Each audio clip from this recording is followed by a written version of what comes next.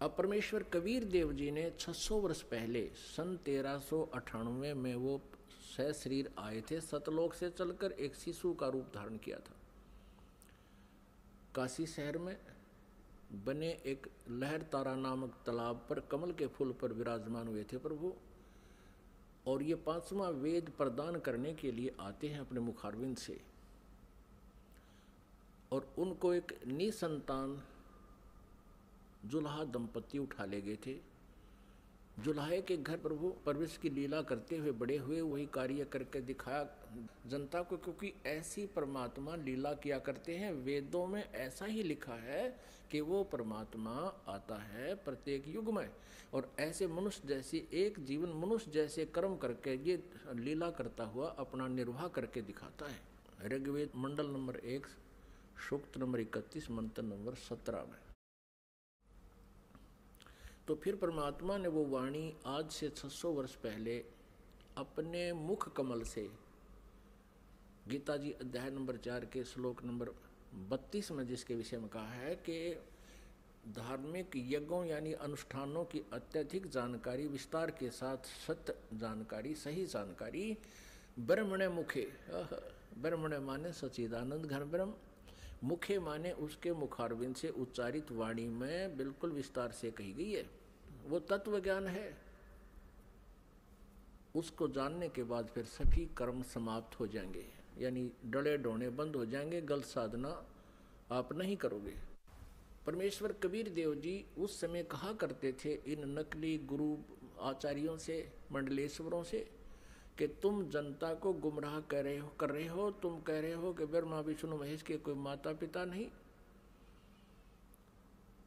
परमात्मा कहा करते इनके माता पिता हैं, ये जन्मते मरते हैं, इनकी मृत्यु होती है, जन्म होता है, ये अविनाशी नहीं है, ये कंप्लीट गॉड नहीं है।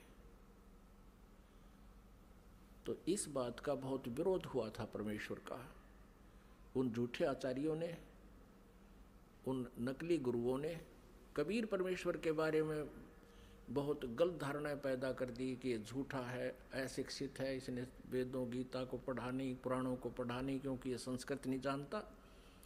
अशिक्षित व्यक्ति है, ये क्या जाने वेदों और गीता और पुराणों के बारे में, ये झूठ बोल रहा है, इसकी मत मानना, मत सुनना।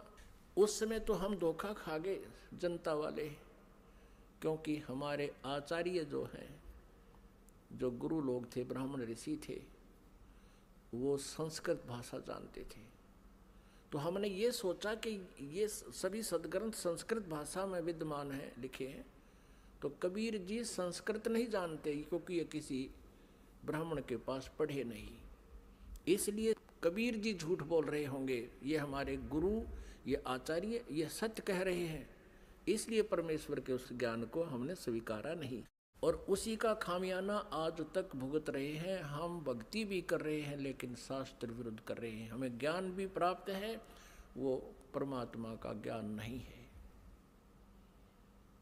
आज से 600 वर्ष पहले परमात्मा ने अपने सच्चिदानंद घन ब्रह्म की वाणी में क्या बोला था, क्या बताया था।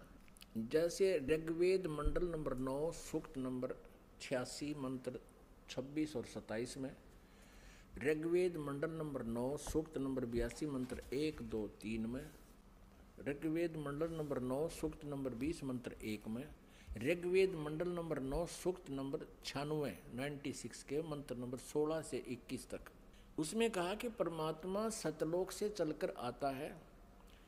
ऋग्वेद मंडल नंबर 9 सूक्त नंबर 1 मंत्र नंबर 8 और 9 में स्पष्ट किया परमात्मा कि वह शिशु रूप धारण करता है, और जब वो शिशु रूप में आता है परमात्मा, तो उसकी परवरिश की लीला कंवारी गायों से होती है, और वो परमात्मा तत्व ज्ञान, यथार्थ ज्ञान को बताने के लिए अपनी प्यारी आत्माओं को मिलता है, श्रेष्ठ वर्णीय आत्माओं को, श्रेष्ठ आत्माओं को मिलता है, उनको फिर तत्व ज्ञान से परिपूर्ण करता है।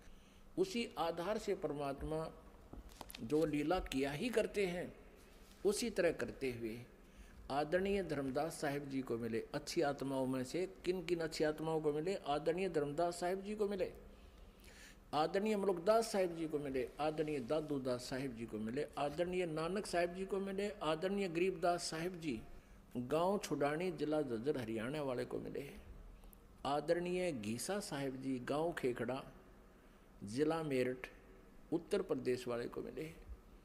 तो वो परमात्मा के गुणों में लिखा है कि वो ऐसा करते हैं, वेद भी गवाही दे रहे हैं। उसी आधार से परमात्मा धर्मदास साहिब जी को मिले थे, जो बांधवगढ़ के रहने वाले थे, मथुरा में गए हुए थे भगवान की खोज में।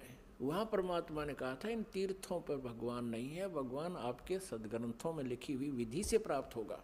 और धर्मदास जी, आप यहाँ कह रहे हो कि भगवान यहाँ घूमा करते थे श्री कृष्ण जी, फिर अब तो नहीं है वो, या तो घूमा करते थे उस समय आते तुम, अब वो है ही नहीं, अब क्या ढूंढने आते हो?